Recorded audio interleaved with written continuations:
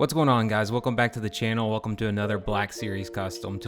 Today I'll be going over my process of painting up one of these STAP speeders to match my Clone Wars Anakin. I started off my process by just trying to figure out how I was actually going to paint this guy. I really didn't want to have to repaint all these gray parts. I know there's some movement there, and I knew that if I paint these parts, there's a possibility that that paint will get scratched off, and also I was wanting to be a little bit lazy with it.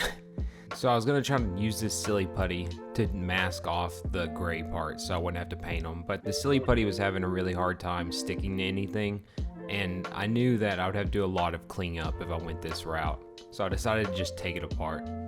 So the neck piece is pretty simple. It's just tabbed in with these two tabs into this upper piece that actually connects to the head, and that's where you get that articulation. The body though is a harder plastic, so I'm gonna have to drill a hole here and try to kind of split it in half.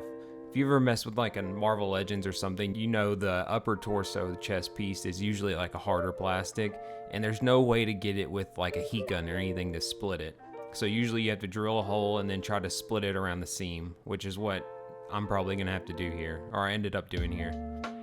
So I drilled that hole and I used this piece of metal, like kind of poking stick thing, to try to split the body in half.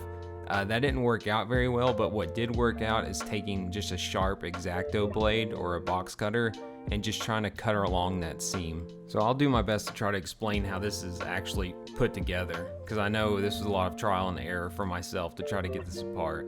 But starting with the main body, you can see I cut along that seam and it's not pretty. The bending is mostly for me trying to pry that apart, which I would not suggest. I would suggest just taking a sharp knife, X-Acto or a box cutter, and just cutting along that seam. That ended up working out way better, and I was able to keep the front pretty clean with that. But I did do a lot of bending, and I'll have to probably re-sculpt the back here to get it to match up with the rest of the body, and especially try to keep that detail, but I'll get to that later. Once I was actually able to get it apart, I can see that it's just held in with tabs of glue all around the body and these pegs inside the body all throughout to try to keep it together. You can see these little bits of glue and these little kind of tabs here to keep it locked in. So it was very well glued together. I know you're not supposed to ever get this apart, but they made sure you can't get it apart easily. So this kind of bar piece just connects to this tab in the back, which is pretty visible from the actual without even taking it apart. So that part was easy to kind of figure out how I'd have to go about that. This thick kind of neck piece tabs into this peg in the front. You can see there's kind of a weird design up here at the front and just pegs in there. It just slides in that gap and that holds it together. It's a really secure connection, but also it can just be held together with glue. It's not really wiggly or anything, so that would be a simple put back together. This headpiece though, you can see this kind of mushroom peg plugs it into this hole. I was able to get this apart with just a hair dryer, so this headpiece is a lot softer plastic, so it wasn't as hard to deal with. And then this foot platform I think is just glued in. There's a slot for it to slide into the body, but mostly it's just glue holding it on there. So but then these like engine pieces, turbine pieces, they are glued in together through the body like this.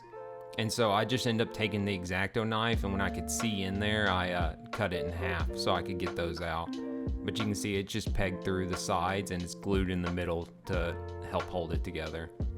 I was never able to get these back together after I took them apart, so I did have to trim off that peg in the end to just glue it back to the body. Definitely a secure connection here, and this thing was definitely a big pain to take apart. So I would suggest masking if you can, but if you have to take it apart, you have to take it apart, you know. Now I get to start the fun part. I primed everything just this light gray. I think it's Mr. Hobby Primer or whatever. I can't remember exactly what it's called, but you can see I also sanded down the back of this piece. I knew I'd have to re-sculpt that detail, so I went ahead and sanded it smooth. I also masked off all of these gray pieces that I really didn't want to have to repaint. And then I used this dark blue from Vallejo for most of the body. You can see I hit all of the parts that aren't going to have any logos with the dark blue. The parts that do have logos, I went ahead and painted white because I'm going to apply a template to those. And so I wanted to have a good white base before I did that. And speaking of the template, here's what I ended up using. I designed this front template on just like Microsoft Paint and cut it out with a Cricut. And then these side ones, I did the same thing. I know these are wrong. I fix them later though. I end up just like hand painting these, so this template was kind of useless on the sides, but that front template worked out really well. I went back and added some yellow and blue to the white mix to try to get the stripes a different color because they run into those white triangles on the front, so I wanted there to be something to split them apart so they'd be more noticeable. But for my templates, usually I will paint whatever I'm painting. Like in this case, the STAP is blue with white stripes. So for templates, I'll paint it white, put down my masking tape, and then I'll paint it white again. And that second coat of white will help seal in that masking tape so that paint doesn't leak underneath it in the future. So after I do 2 coats of white like that, I will paint the blue on top of that. But as you can see, it works out pretty well. There is some touch up that needs to be done afterwards though. So I wasn't really happy with the white stripes at this point, so I wanted to add a little bit of extra weathering. So I really watered down this paint. Like, it's mostly water at this point, a little bit of paint. And you can see here, I just kind of dab it on there in different random areas so that I can get a little bit of that blue kind of weathering without it necessarily looking like chipping, if that makes any sense. But then after it set for a little bit, I went with a dry brush and kind of soaked up some of that paint so that it would look a little bit more natural and not just like a big blob of blue paint on there.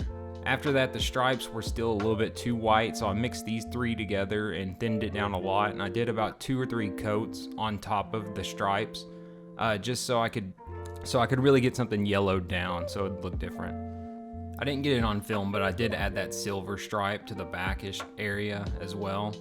After I got it all done though, the stripes really stood out from the front logo, and that's what I was going for. I didn't want everything to kind of blend together.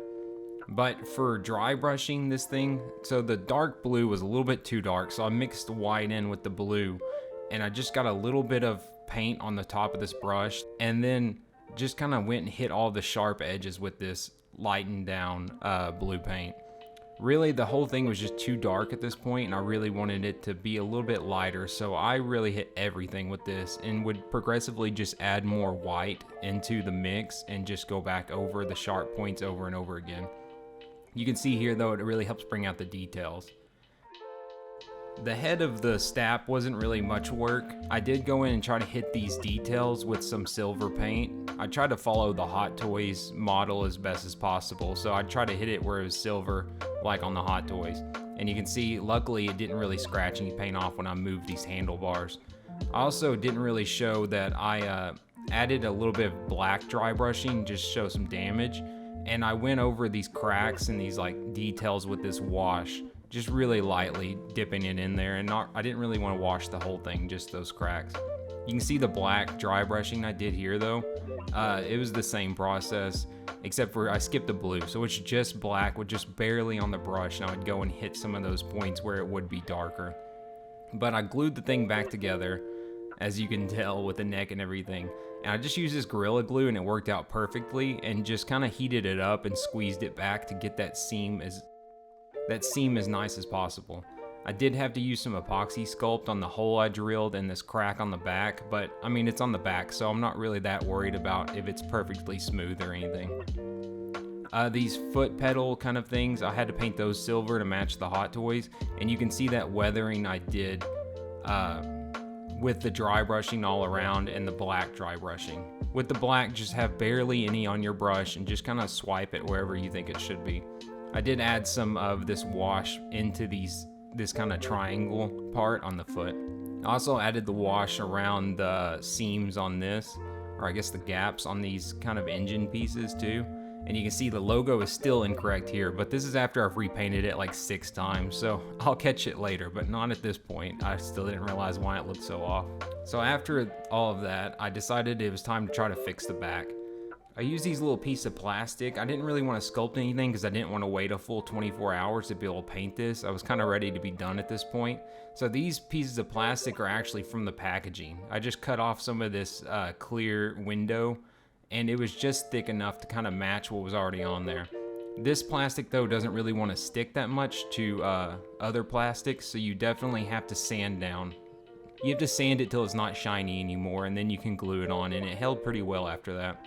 You can see here though my makeshift design on the back with just pieces of plastic. After that dried, I kind of went through and just re-glued everything back in. Everything fit together pretty well. I had to do some trimming because the paint that was on top of it adds a little bit of thickness. But you can see I repainted the back, and it's hardly even noticeable that I had ended up doing that. And also, positively, I fixed the logo finally. So that is now correct. After I got everything glued together and heated back up and got the head pop back on, I was pretty much done. You can see some of the places the paint isn't perfect, like those foot pegs. Once I put Anakin on there, he kind of ripped all the paint right off that peg, so there's some touch-ups I'll have to do. But I was really excited about how this turned out. I think this is definitely an easy paint job. I would suggest maybe masking off the gray pieces rather than taking the whole thing apart, because that was definitely the hardest part. Just getting it back together and looking like it had came from the factory and not been torn apart by me in the garage.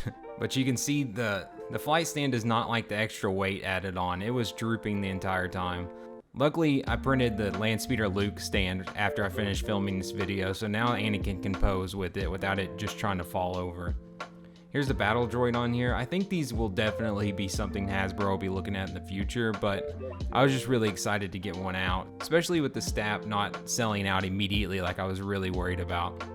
But let me know what you think about it in the comments, and hopefully this helps if anybody wants to try to attempt this. This was definitely a very fun project, and I think it would be fun even if you were just now beginning customizing. But thanks for watching, and let me know what you think about it in the comments. Bye.